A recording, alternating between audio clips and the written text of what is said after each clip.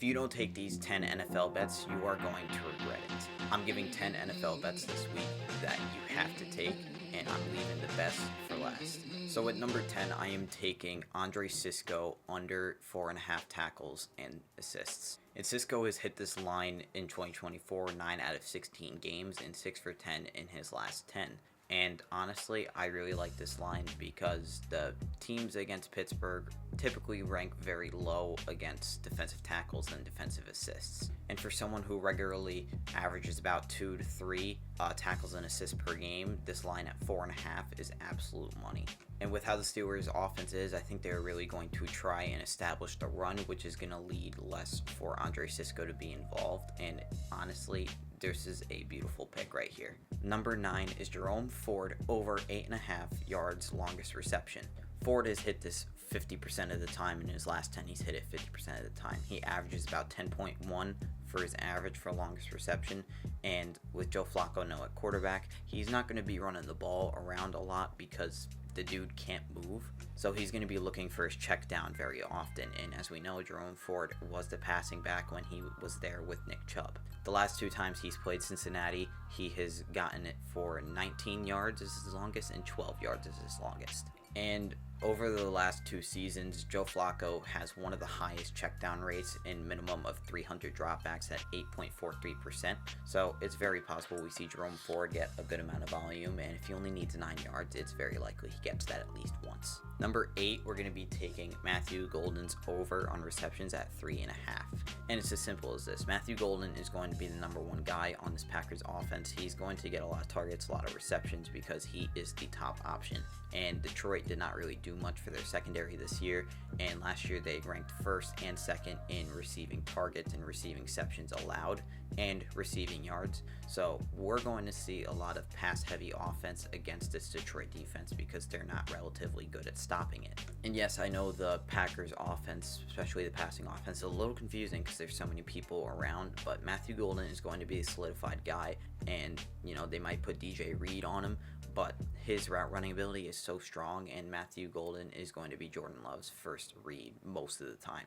So I'm taking his receptions pretty easily here. Number 7, I'm going to be taking Brian Thomas to get an anytime touchdown against this Carolina Panthers defense. He hit this line 9 of 17 times last year and 5 of his last 10. And with Travis Hunter lined up on the other side along with Brian Thomas, he should be able to get a lot more looks this year. The Panthers were not very good in red zone targets and receiving touchdowns. They ranked inside the top 10 against.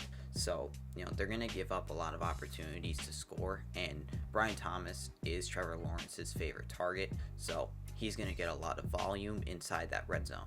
And the run game for Jacksonville really isn't that strong. We know that they're going to not really run the ball as much as they're going to pass. They're going to be a very pass-first offense, and Brian Thomas is going to be the dude in the offense to begin with. He typically sits around a 40% red zone target share, so we're going to see him get that volume that we're hoping for. This is why I'm taking him to grab a touchdown, because I think this game's going to be close, and it's just going to be high-shooting offense. So whoever scores more points, basically, this is going to go. It's not going to be a very defensive game, so I'm expecting a lot of pass-heavy offenses from both teams. At number 6, I'm going to be taking David Njoku over 4.5 receptions, and he averages about 6 a game.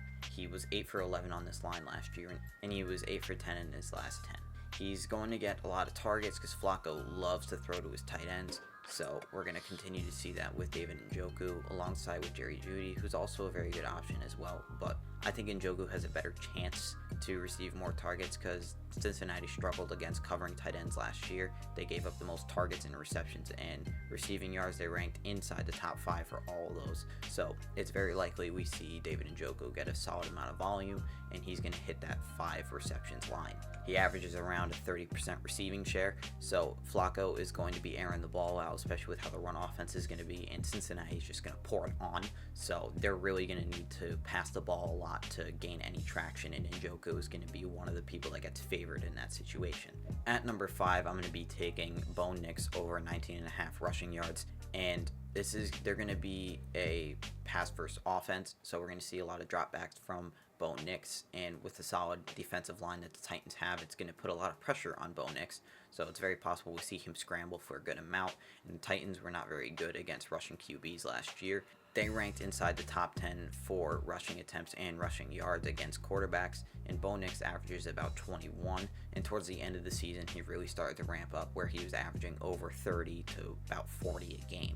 They ranked 10th inside. They ranked number 9 in rushing scrambles from a quarterback, so it's very likely we see him take off quite a bit. I mean, Mac Jones took off 6 times for them when they played them last, so I think that puts in a good perspective. Bo Nix has a good running game. He can use his legs when he needs to, and I think he's going to hit this line because they're going to be looking to pass a lot. At number 4, I'm going to be taking Rico Dowdle over 23.5 rushing yards. He hit this line in 15 to 16 games last year, and yes, he is going to be splitting the backfield with Chuba Hubbard, but Jacksonville's run defense is really not that great statistically. They ranked inside the top 10 for rushing attempts and rushing yards last year, so I think Dowdle only at 24 yards is a little bit low because I think they're projecting Hubbard to get a lot more snaps, but I think it is very possible that we see Dowdle work in on those, every other drive with Chuba so they can have that split backfield and give enough guys enough rest so they're fresh for the next drive and see kind of like a David Montgomery and Jahmyr Gibbs situation. And Dowdle is just an explosive running back. He averages around 4.5 yards a carry. So with that math, if he's averaging 4.5 yards a carry, let's round it up to 5. He's only going to need 5 rushing attempts, and I think he's going to get more than that. I think most people would agree. So put in perspective, if he got 10 attempts and we saw him run for 2.5 yards per attempt, he's going to hit 25 yards.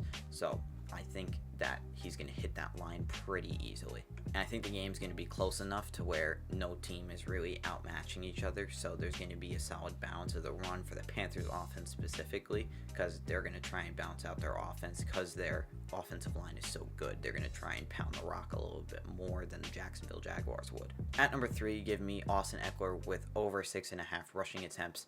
And as we know, Brian Robinson is gone, and Austin Ekeler is going to be the guy in the backfield. Yes, Chris Rodriguez and Bilky Merritt are going to be involved in this offense as well. But as of now, it seems like Dan Quinn plans on having Austin Ekeler to be the dude that is going to be getting majority of the volume. And I do expect the Commanders to be up on the Giants more so than they would be close or down. I mean, he hit this line in 8 to 15 games last year anyways, averaging around 7 rushing attempts. And now that was with splitting a backfield with Brian Robinson and mainly being the passing back. Now he's really got mostly control of the backfield. So I think we're going to see a lot more from Ekeler this season, at least at the start. So that's why I'm going to take this line. I mean, the Giants let up. They ranked 6th in rushing attempts and rushing yards against. So, I mean, I'm not going to be surprised if he gets a lot of volume because it's early in the season and they're going to pound the rock against the Giants. I mean, obviously they'll try and pass the ball too, but I think they're going to get up enough to where they can just run the ball with Ekeler and him only needing 7 attempts. That seems very, very likely. At number 2, I'm going to be taking Baker Mayfield over 1.5 passing touchdowns. And this game is going to be a shootout against the Falcons. We know this. That's going to be a very high offensive game. And Baker Mayfield's going to sling the rock. It's as simple as that. When you got Mike Evans and Mika Ibuka in your offense, you're going to throw the ball a lot. And I think when they get into that red zone territory, he's going to be looking for Mike Evans a lot to get up and go get those jump balls. And, we'll see stuff from Bucky Irving too. But I think this game's going to be an absolute shootout because the lack of defense is on both sides. And Baker's known for just letting it rip. I mean, the Falcons gave up 34 passing touchdowns last year. That ranked 2nd in the league. And, passing completions, passer rating, completion percentage, all of that stuff. They ranked inside the top 5 for most of those. So their passing defense wasn't very good last year. Their front 7 should be a lot better. And then, I think Baker Mayfield is going to let it rip. It's as simple as that. I mean, you got those weapons, and we're going to see more passing than I think we're going to see running, especially in a close game. So give me Baker for 2 passing tugs. And for a quick honorable mention, give me James Conner over 67.5 rushing yards. And he was averaging 69 last year. He hit this line 9 of 16 games. And they're playing the Saints. We kind of should know how this game's going to go to begin with. The Saints' run defense was not very good last year. They ranked 16th in rush attempts, but the team is worse now, so they're going to have to, other teams are going to plan to run the ball more, especially with the Cardinals being a run-first offense. They ranked 8th in rushing yards against last year, and the Saints offense is probably not going to really be able to get anything going. So we're going to see a lot more of the run game from the Cardinals this game, and James Conner is known to be a volume monster. I would be happy with taking his rushing and receiving as well, which I think is at 89.5. But I like the rushing prop a little bit more because I do believe they're going to run the ball more than we're going to see passing offense from the Cardinals. And the showcase pick of the week is going to be Jahmyr Gibbs over 2.5 receptions, and he hit this line in 11 of 18 games last year, averages around 4 receptions a game, and with the Packers, they are known to give up a solid amount of receptions and receiving yards to opposing backs. Jahmyr Gibbs has hit this line against the Packers 3 of 4 times, where he has gotten 6 and 4 receptions respectively. And the Packers gave up 114 receiving targets to running backs last year, which ranked 4th worst in the NFL, and then ranked 5th in receiving receptions against, which was obviously the 5th worst. We're going to see Jahmyr Gibbs get the pass attempts towards him. It's just a matter if he catches them or not, because I do see him being more elevated above David Montgomery this year. And besides that, Jahmyr Gibbs was the passing back for most stuff anyways. They ran the ball. They didn't really pass to David Montgomery much when he was on the field. But with Jahmyr Gibbs, they feel more comfortable to give him some target share. So those are all my picks this week. Let me know what works for you, and I'm excited to put these ones in myself, and let's roll. Like and subscribe for more videos like this. I cover a ton of NFL content here, whether it's betting, fantasy, what we learned throughout the NFL week, breakdowns of moments that happen within games, and interaction videos where I ask for your hot takes for the end of the week and for your predictions. So that's all from me. Subscribe, like,